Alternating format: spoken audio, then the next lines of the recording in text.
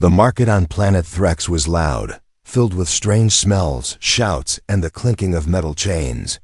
Creatures of all shapes and colors were being sold. Some begged, some cried, some stared into the distance as if they had already given. Up in the far corner, hidden behind rusty bars, sat a young alien girl. Her name was Kira. She didn't beg. She simply sat there, silent, her long gray hair covering half her face. Her legs were thin, unmoving, and lifeless. She had been born with a condition. Her people called it the broken flesh. Her legs had never worked, not even once. Because of that, no one wanted her. "Worthless," a trader shouted, kicking the cage. "She just takes up space," another trader laughed. "We should have left her in the garbage dump where we found her." Kira didn't move. She just kept staring at the ground. She had learned long ago that showing emotions only made them laugh harder. A fat alien woman walked by, looked into the cage, and wrinkled her nose. "Ooh, she can't even crawl. What would I do with this thing?" "Only good for target practice," a guard joked. They all laughed. Kira closed her eyes. The metal floor beneath her was freezing, but she had no blanket. Her skin was bruised from being dragged around like a bag of old meat. Her lips were dry. She hadn't had water in 2 days, but she didn't complain. She was used to being ignored until the crowd suddenly grew quiet. The voices stopped. Kira slowly opened her eyes. Something was different. A shadow fell over her cage. She looked up and saw him. A tall human male stood there, in full military gear. His name was Jack, though she didn't know it yet. His skin was tanned, his beard rough, and his eyes. They weren't filled with disgust like the others. No, his eyes were soft, curious, sad. Maybe he didn't speak. He didn't laugh. He just stared at her through the bars. Kira felt something strange, like time had stopped. The trader next to him broke the silence. "Hey, don't waste your time, human. That thing's broken. Legs don't work, no voice. Probably brain dead." Still, the human said nothing. Then slowly he bent down and looked directly into her eyes. Kira flinched. She expected the usual insults, spitting, maybe a slap, but instead he asked gently, "What's your name?" Kira blinked. No one had ever asked her that. The trader laughed. "Ha, she won't answer. She's useless. But hey, if you want her for parts or experiments, I'll sell her for cheap. 5 credits and she's yours." Jack didn't answer. Right away, he looked at Kira again. She looked away, embarrassed. She didn't want pity. Pity was worse than hate. But then, something strange happened. Jack reached into his pouch, pulled out 5 small credit chips, and dropped them in the trader's hand. "Wait, you're serious?" the trader asked. Jack nodded. "Open the cage." The metal door creaked as it opened. Kira didn't move. Jack slowly stepped inside. He knelt beside her. "Don't worry," he whispered. "I'm not here to hurt you." She stared at him with wide eyes. With both arms he lifted her carefully, as if she were something fragile, something precious. The moment he touched her, Kira gasped. His body was warmed out, his arms were strong, and he didn't feel cruel. He carried her through the crowd. Everyone stared, some laughed. Some pointed, "What's he doing with that thing? Must be some weird human custom." But Jack didn't stop. Kira rested her head against his chest, too weak to fight, too tired to ask questions. But in her heart, a small spark lit up. Why, she thought. Why did he take me? As the wind picked up and dust flew across the market, Jack reached his ship. He placed Kira gently on a clean blanket in the back. He gave her a small bottle of water.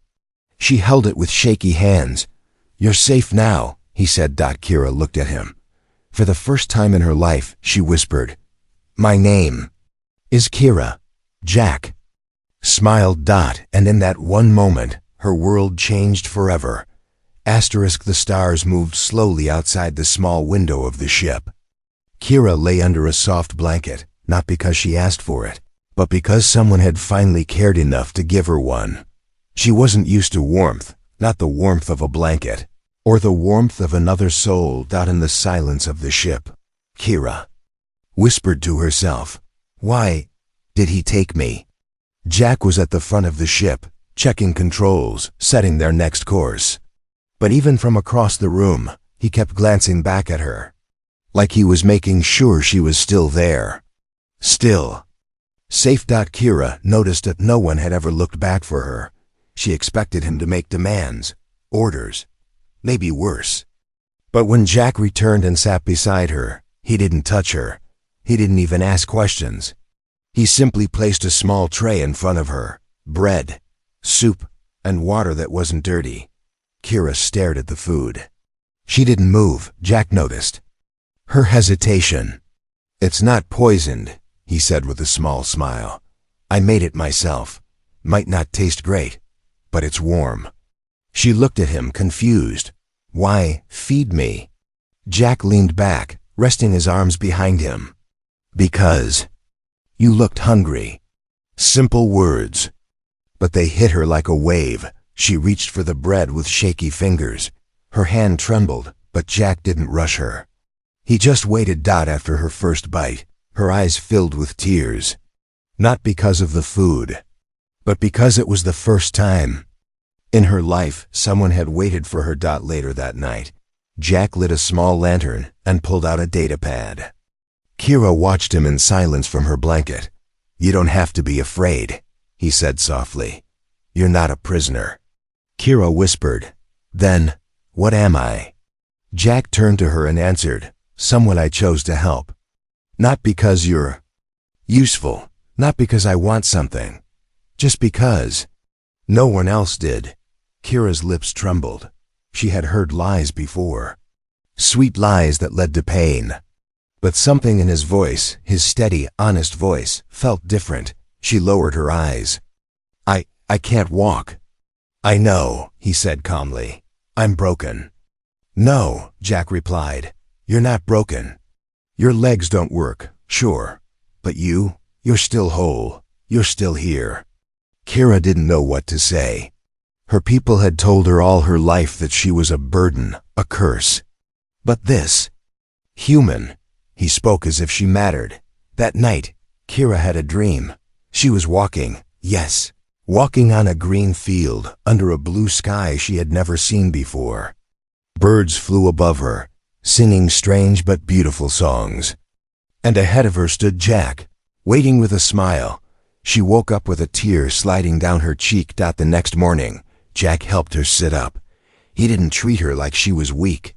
He didn't rush her. He asked her permission before touching her, lifting her gently like something precious.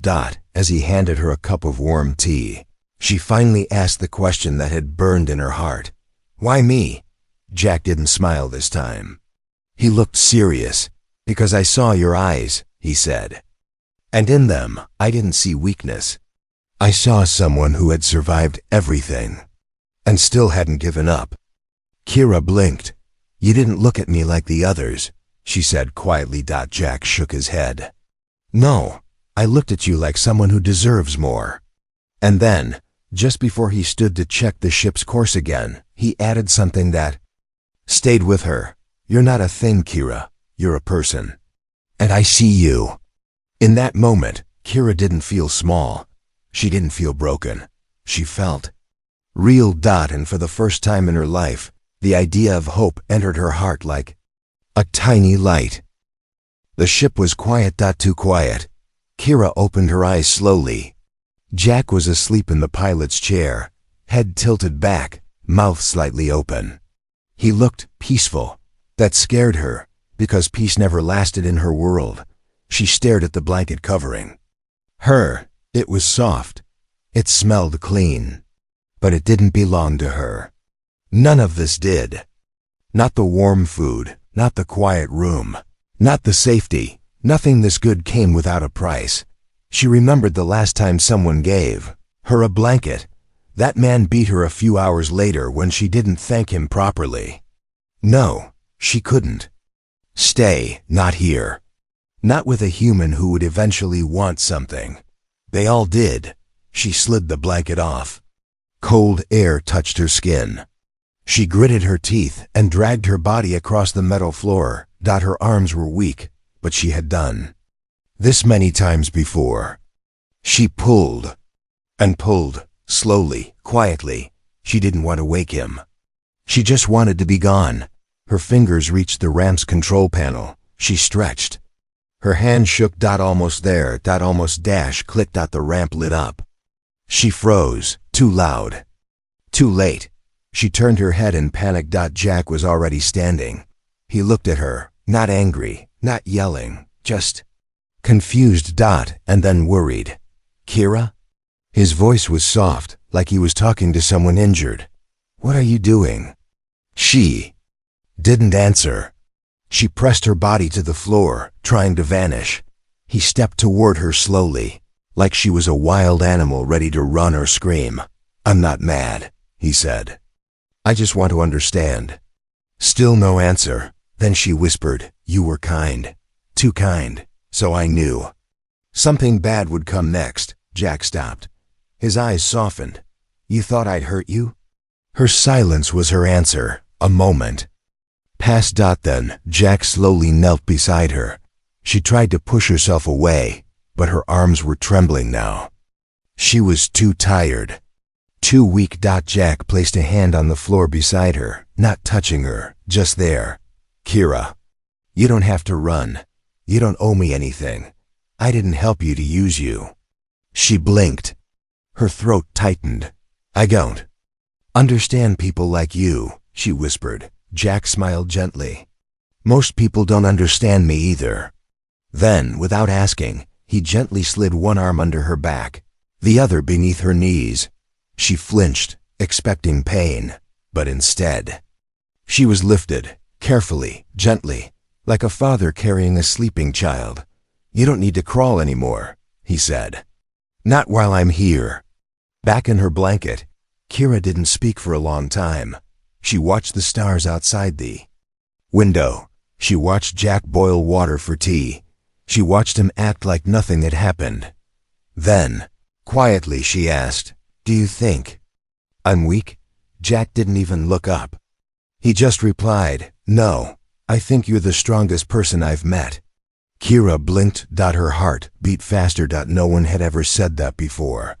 Later, Jack placed a small device next to her. It was old and rusty. What is it? She asked. It's the start of something, he said. Maybe wheels. Maybe hover tech. I'm working on a way for you to move on your own, if you want. She stared at it like it was a piece of gold. Why are you doing this for me? She asked again. Jack finally looked her in the eyes. Because when I saw you in that cage, I knew I couldn't walk away. You deserved more. And maybe I need someone to believe in too. Kira looked down at her legs, still cold, but for the first time. They didn't feel like a curse, because someone was carrying her, not just with his arms, but with his heart. The sky above planet Varian 3 was a soft gold, touched by twin suns. Winds carried the scent of spicewood trees, and voices echoed from the alien village below. Kira sat beside the window of Jack's ship, watching it all pass beneath them. Her fingers trembled. That was her home, or at least it used to be, before her legs stopped working, before they left her behind. Jack adjusted the ship's direction, glancing at her reflection in the glass. You sure you want to do this? He asked gently. Kira didn't answer right away. Then she nodded slowly. I just want to see if they still remember me. Jack didn't say anything more, but his eyes said everything. If they hurt you again, I won't let it slide. They landed just beyond the village, near the edge of a dried-up riverbed. Jack carried her in his arms, careful not to rush. As they stepped into the village, all noise stopped. The marketplace grew silent. Eyes turned. Whispers began. Is that? It can't be her. She's still alive? A tall alien male stepped forward. His skin shimmered like polished stone. His face was familiar, too familiar. Kira's older brother. He narrowed his eyes. Why? Did you come back? Jack opened his mouth to speak, but Kira raised her hand just a little. Her voice was calm, soft. I wanted to see if anyone still cared, the brother scoffed. Cared? For what? A crawling disgrace? You should have stayed lost. Others gathered. Some looked shocked. Some looked amused. A few even spat on the ground in front of her. She brings shame. She should have died in the storm like the others. She's not one of us anymore. Kira's heart pounded, but she didn't cry. Not this time. She looked up at Jack. I'm ready to go now, she whispered. But before Jack could turn, one voice cut through the crowd. Wait. An old woman, hunched and slow, stepped forward. Kira recognized her childhood healer. The old woman approached, her eyes tired but kind. I thought you were dead, she said. But here you are, alive, and not just alive, shining. Kira blinked. Shining? The woman pointed at Jack. You found someone who sees you. That makes you shine. Jack turned and walked away with Kira in his arms. Behind them, the crowd kept whispering, but Kira didn't hear them anymore. She only heard Jack's heartbeat. Steady and strong. Back on the ship, Kira sat in silence for a long time. Then she said, I thought I would feel pain going back. But I don't. I feel free. Jack looked at her. You stood tall back there, Kira. You didn't need legs for that. She smiled. You didn't punch anyone. I'm surprised. She teased. Jack chuckled. Trust me, I wanted to. They both laughed a soft, shared sound. And for the first time, her past didn't feel like a chain. It felt like something she had finally walked away from, even without walking. It began with a small cough, just one. Kira didn't think much of it at first. Maybe dust from the last village. Maybe cold air from the cracked ship vents. But by the second night, her skin had turned pale and her breaths came fast. Her body shook, and her voice broke when she tried to speak. Jack had seen wounds. He had seen blood, broken bones, and battle scars, but nothing scared him more than the way Kira whispered his name that night, like it might be her last. Jack. She croaked, her fingers barely clutching his sleeve. Don't. Leave me. He didn't say anything. He couldn't, because his hands were busy checking her temperature, wrapping her in blankets, trying to get the medical scanner to work. But the screen only blinked red. No cure on board. And the nearest outpost. 3 hours away through a storm zone. As the wind howled outside and rain slammed against the ship's hull, Jack placed a damp cloth on her forehead. Her skin burned with fever. Hang on, Kira, he whispered. You're stronger than this. You've survived worse. But she was barely awake. Her breathing grew slower. And for the first time since he found her, Jack felt helpless. Then he stood. He grabbed his bag, loaded the emergency supply pack, and wrapped her in layers. You're not dying here, he said, his voice shaking. Not alone. Not while I still have breath. He lifted her gently, tucked her against his chest, and stepped into the storm. The world outside was violent. Wind ripped at his coat. Mud sucked at his boots. Lightning flashed above, and the rain was like knives against his face. But he held her tighter. Every step forward was a fight, but he kept walking, because he remembered how she smiled when he gave her that old hover chair design, because he remembered how she made him laugh when she called him the grumpy human, because he remembered the way she said his name, like it meant something. He couldn't lose her. Not now. Not ever. At the edge of the storm, Jack reached an old communication post half buried in vines and rot. He slammed the panel open and screamed into the mic. This is Sergeant Jack Rayner. I have a critical patient. She needs antiviral now. Please respond. The radio buzzed. Nothing. He hit it again. Please. Finally, a voice came through, broken and static filled. Copy. Coordinates. Sending help. Jack collapsed to his knees. Kira was barely breathing, but he whispered into her ear, Help's coming. You hear me? Just stay with me a little longer." Minutes passed like hours, but finally a med drone arrived, followed by 2 field medics in hazard suits. They scanned her, injected her with stabilizers, and quickly loaded her onto a hover stretcher. "She make it," one medic said. She was seconds from organ failure. Jack sat on the wet ground, soaked, shaking not from cold, but from the fear of losing her. Later, in the medical tent, Kira opened her eyes slowly. The ceiling was white. The air smelled like clean chemicals. And next to her, asleep in a chair, was Jack, head down, arms crossed, still in wet clothes. She turned her head toward him, weak, but alive. And in her heart, one thought repeated. He didn't leave, not even when she was fading. Not even when the world tried to take her away. He had carried her through the storm. There were mirrors in the med-bay. Kira hated mirrors. She turned her face away every time she passed one. She didn't want to see her thin arms, her useless legs, her tired, hollow eyes, but this time, she couldn't avoid it. The nurse had wheeled her into a small room with reflective walls for physical scans. Alone now, the only thing staring back at her was herself. She looked. She stared. And then, quietly she said, "Maybe they were right. I really do look broken." She closed her eyes. The door hissed open behind her. "Talking to yourself again?" Jack's voice broke the silence with a smile. He walked in, holding a tray with warm soup and a folded blanket. Kira quickly wiped her eyes and tried to smile. "I'm just thinking." Jack didn't call her out on the lie.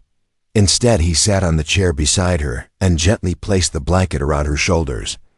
"You don't have to pretend around me," he said. Kira looked away. "I'm still not useful," she whispered. "My legs, they still don't move. Even after all this, I'm still the same." Jack tilted his head. "The same?" She nodded. "The same broken girl you pulled out of that cage." But Jack leaned forward and tapped her gently on the forehead. "Nope. Not the same. That girl barely spoke. That girl didn't laugh. That girl didn't even believe she deserved to live." He paused. "But now, you talk, you joke, you fight. That's not broken. That's growing." Kira was quiet. Then she asked, "But how do you see me, Jack, honestly?" Jack leaned back in his chair, looking at the ceiling for a second.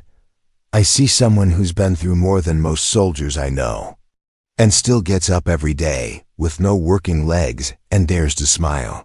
That's rare, Kira. That's strength." She blinked, slowly. No one had ever said that to her. Not even close, not even her own family, that night.